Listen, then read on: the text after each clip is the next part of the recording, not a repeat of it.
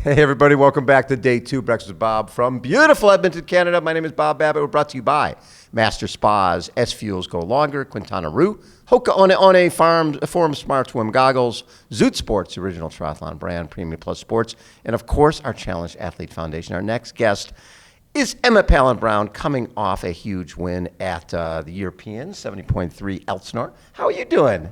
Yeah, good. Thank you so much. Good to be here. Always a pleasure. You have been on a roll, right? You had 4 wins this year, and second at Challenge Championship.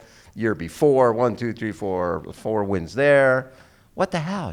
What was there a change of any sort, or you just feel like you're over the years just getting better and better? Yeah, so post-COVID, there were pretty big changes. I moved across to Specialized, started working on the bike with them, and also change of coaches to the incredible Tim Don. He is amazing. Yeah, and he's just, I don't know, I feel like he gets me. I feel like he knows my weaknesses, he knows the stuff that maybe I really want to do that isn't the best for my performances, and I feel like he's building me up, and I'm loving it. Well, the nice thing about Tim too, he's got a great personality, great sense of humor. So if you can get real serious about this, it's your livelihood, right? At the same time, I'm sure he keeps it in. He keeps things a little mellow, so it's not too crazy. Yeah, 100%, and I think that's so important, especially as a pro athlete, to have someone that gets you and understands what it's like. And actually, after the European Championships,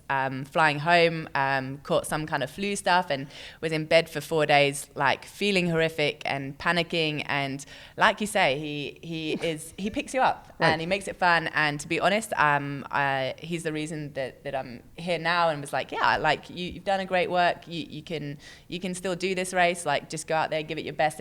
And I feel like he kind of almost takes that pressure off me. Right. And then I feel more natural and flow. And well, let him make that decision, right? Let him say, hey, you're ready. I know you're ready. I'm your coach. He would tell you. It's like, listen, this being sick, 4 days, you lost this much training. It's not a good thing. You'll dig a hole and it'll hurt you towards the end of the season, and that's what really matters. Or he's going to say, you're ready. Yeah, exactly. And just to hear that from someone else and someone you trust as well. And I think it helps as well also seeing what he's done with his career and the setbacks that he's had. It's good to have that guy in your corner. You know, what's interesting is I think I did the last interview with him before he broke his neck when we were in Kona. It was like Tuesday or Wednesday of race week, and we did the interview. And then when he came back and ran Boston Marathon, we happened to be doing a show from Boston Marathon. So I think it was like his first interview, as he was getting ready for his next athletic adventure after breaking his neck. And I was like, it was pouring rain. It was a horrific day. And I'm like, Tim, are you sure you're going to be okay? If you slip and fall? He's like, I'll be fine. He ran, 2:49 or whatever the hell he did. Yeah, I've got this. It's not a problem in the world.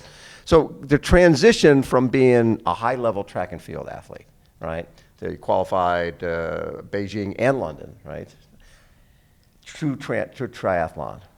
How hard was that for you? Yeah, so I think the setbacks from running really helped that transition of, it was tough, but I felt like I was doing well at a sport, but I got qualifying times, but I never quite made the championships. Right. And I think the disappointment and the injuries kind of made me think, okay, triathlon's just going to be this intermediate thing that I do. I'll use this maybe to rehab a little bit and get back in the track. Exactly, and have goals and pick up my spirit and then back to what I love and what I know. And go to Rio. Yeah.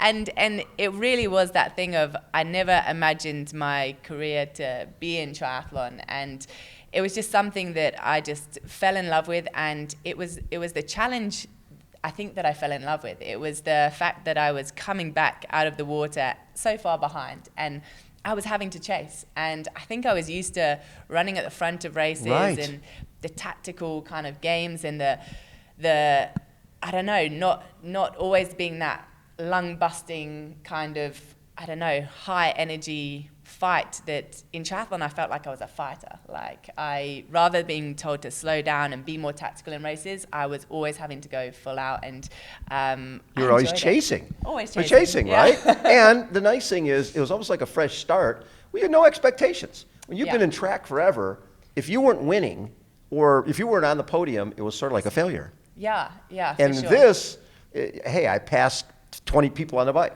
So everything was a positive. Yeah, and also going back to that being an underdog and just feeling like you, even if no one else believed in you, and if you weren't on federation funding and all of those things, it kind of didn't matter, because as long as you saw your vision and you were committed to seeing it through. Yes. And as soon as I made that commitment that actually I'm enjoying this, I don't want to go back to just running, and I committed to it, and I'm still enjoying the journey. I've always felt that running coaches are missing out by not incorporating cross-training, cycling and swimming, and weight training and the rest of it for the runners. Their whole mentality, a lot of them is, you're a runner, you run. Where if you can be tuning the engine without the pounding, do you think if you're looking back at your track career now, if you had incorporated some of this, would you think you would have been healthier and just as successful? Yeah, 100%. I think I would be a better athlete, and I'm actually really enjoying. I did a couple of races in South Africa, some half marathons, Yes. And these girls are like, whoa, who's this bike chick? Like, Exactly. who's this girl running? And you maybe don't look the same as when you were a runner, but I feel stronger, and I feel like even talking to runners now that I used to race against, like Alicia McColgan, Yes.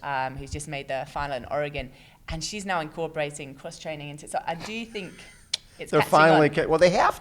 The reality is, you can't just run. Yeah. You're going to break down. Yeah. Because they spend more time running in the pool than they do running in the track, because they're always rehabbing from something. Yeah, and you can create that incredible engine to be even more incredible if you add the other bits around it, and not just that one track mind of, I'm a runner, I'm going to run, anything else is going to make me big, and like Right. A strong athlete is a fast athlete, and I think that's you're starting to see that. Well, it was fascinating, because one of my favorite events in San Diego, they have this high school national championship called the Foot Locker National Championship for cross country. And for years, I always go, because you've got these kids from all over the country, like 4 different regions in the U.S., and the 8 men and 8 women who qualify, their families get flown to San Diego, put up at this hotel called the Hotel Del, and then they have Sebastian Coe and all these other legends come to speak to the kids. It's really a special weekend.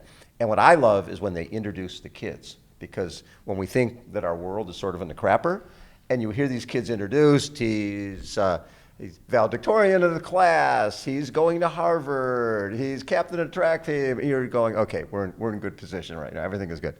But what's so cool about that is, for years I was watching both the men and the women were getting I thought too skinny. Yeah. Too skinny. And then in the last few years, there's been a change where I think a lot of the coaches are understanding cross-training, understanding weight training, understanding that strong is fast, rather than people, when you were running, what was it? You got to get skinnier. You got to get skinnier. To the point where you're getting stress fractures and you're getting hurt. Yeah, and I think there's so much to be said for that aerobic base. We have a guy in South Africa, because again, like I see my future, like I want to do this kind of thing and be a coach in the end for runners and this kind of coaching. It's so needed. It is so needed, yes. And this young guy, he was running to and from school. So by the time that I was doing training sessions with him, he was so tired, because he'd already doing all these kilometers at this steady, low level. So we got him a bike, and that became his aerobics, so he could do that kind of stuff without the impact, and then hit his key sessions on the run really nice and hard. And he flew on the half marathon. He actually beat my husband, so it's all good. Isn't that great? I love that, when people realize I don't have to run as much. I remember when Gwen Jorgensen came from a running and swimming background, and she ended up as a triathlete running faster than she ran on half the mileage than she used to run, because she was running 35, 40 miles a week as a triathlete and running 70 as a runner, and realizing that, wait a second, I can run less and be faster by incorporating this other stuff. The science is there. Yeah, but 100%. People don't, it's pretty fascinating. So what do you look at as the race that told you, I could be really good at this, I could be one of the best? I think the first time, and to be honest, I'll probably say it came a little bit soon. When I came second at 2017 Chattanooga. Silver medal, 70.3 Yeah. worlds. And it was kind of against the flow of racing. I feel like there was a lot of strong swim bikers at the time. People like Hal Friedrichsen, Jody Swallow going off the front, and these big packs that just, I wasn't near the front. And then this one race, me and Laura Phillip, again, came back quite far back on the swim and came bike through, and it was just being in that position and then being like, wow, like totally unexpected, and I can do this, but it was against the flow of racing. And then I think I struggled to really up my bike to the place where I was bringing myself through and not relying on it to be a stronger pack coming through than was pushing up front. Right. Whereas, when I started with Tim, I feel like there became a change in my biking. It's really for the better. I mean, your cycling has gotten so strong. Yeah, I'm feeling more confident on it. So was that the knee surgery back in 2010? Was that, because that really screwed you up for the trials for... Yeah, so that was probably that was actually the turning point when I went to triathlon, and Kelly Holmes was my mentor there, and she has a charity that I did the London triathlon. That's right, it's a fundraiser for them, that's right. And again, looking at the name, it was Daniela Reef that won that race, and I just looked at her and I thought, wow, she is such a strong, incredible athlete, and again, it's kind of those role models from early on that you look at and you follow their journeys, and Nicola Spirig, watched her in the 2012, and now they're the girls you're racing, so it's very cool. And look at how deep the women's field has become. It's unbelievable. You go into these races and you're like, oh, there's Annie Hogg, there's Daniela Reef, there's Laura Phillip, there's yourself, you used to be able to say, okay, there's 4 top women here, and we'll figure out the rest of it, but we know one of those 4 is going to win. Yeah. Now it's more like there's 30 top women here, and probably there's 15 who can win, and another 25 who could be on a podium if things break right. Yeah, and that's why I think we really need the races like this, because you want to see those 30 women more than just once a year, all come together at an event, and it's great doing all these races and these 70.3s, but like Tim's having the serious conversation of, if you really want to be up with these girls, look at how much they race. Like, you can't be, you got to start picking and choosing, doing less races when these big ones come up. And so that's where I kind of see, I'm trying to move across to, but then I look at all the races. I love racing. You love racing. I'm the same way. I like it. 2019, I raced like 36 times. I was like, I just basically, tell Tim that. I just take my race belt out and change the number on it and put it back in the car. Nice. But that's, racing is just, there's something special about it, because it's not just, I mean, this race is great because you got the men one day, the women the other day. You're not really racing with age groupers there, but at the same time, the age groupers are there, and they're going to be racing the same course, right? The same type of thing, and that's sort of fun. What makes our sport so different is there's this interaction with people who have the same passion for the sport, but they do it at a different level. They're balancing family and work, etc., while you do this for a living.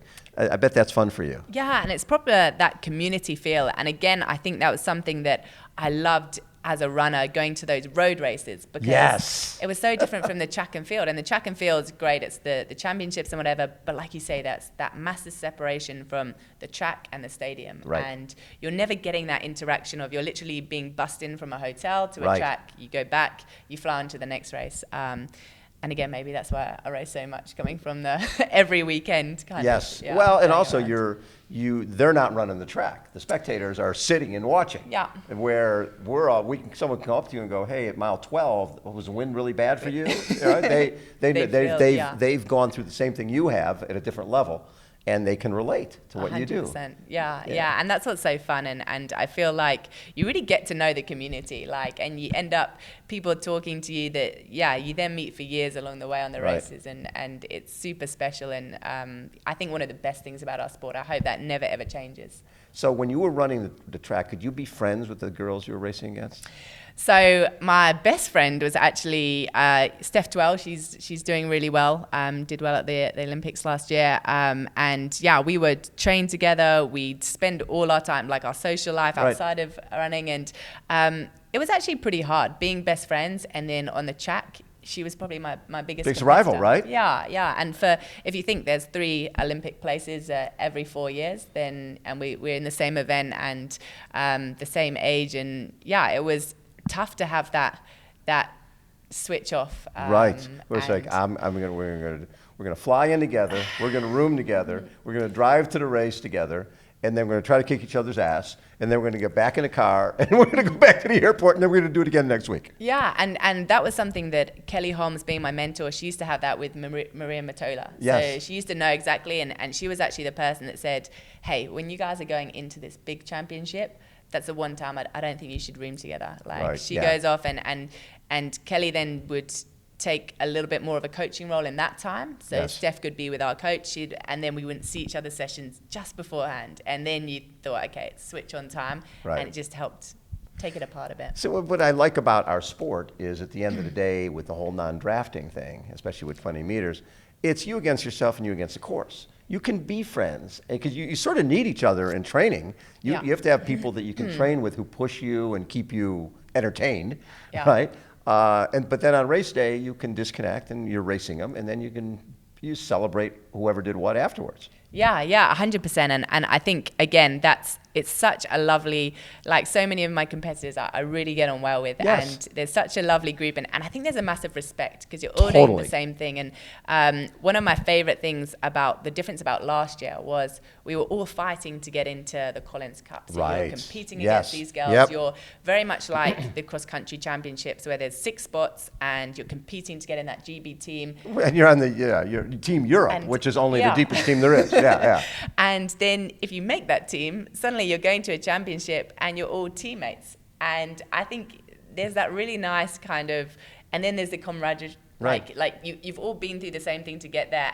And then these girls are now your teammates. And I think that's that really nice switch, and you see that different human side to each other, and now you're supporting each other. And yeah, that's super cool. I love that. I love that. Yeah, it's the Collins Cup is a great new addition Yes, to the sport. 100%. Also, just the fact that, like we're talking about 100K for first here, we're talking it's so deep. You finish 10th place, there's still $16,000. When you go down, a lot of times when you're doing some of the smaller races, it's $5,000 for first place, right? Here, you're getting $5,000 if you're in 20th place, right? Yeah. So there's a good risk reward here.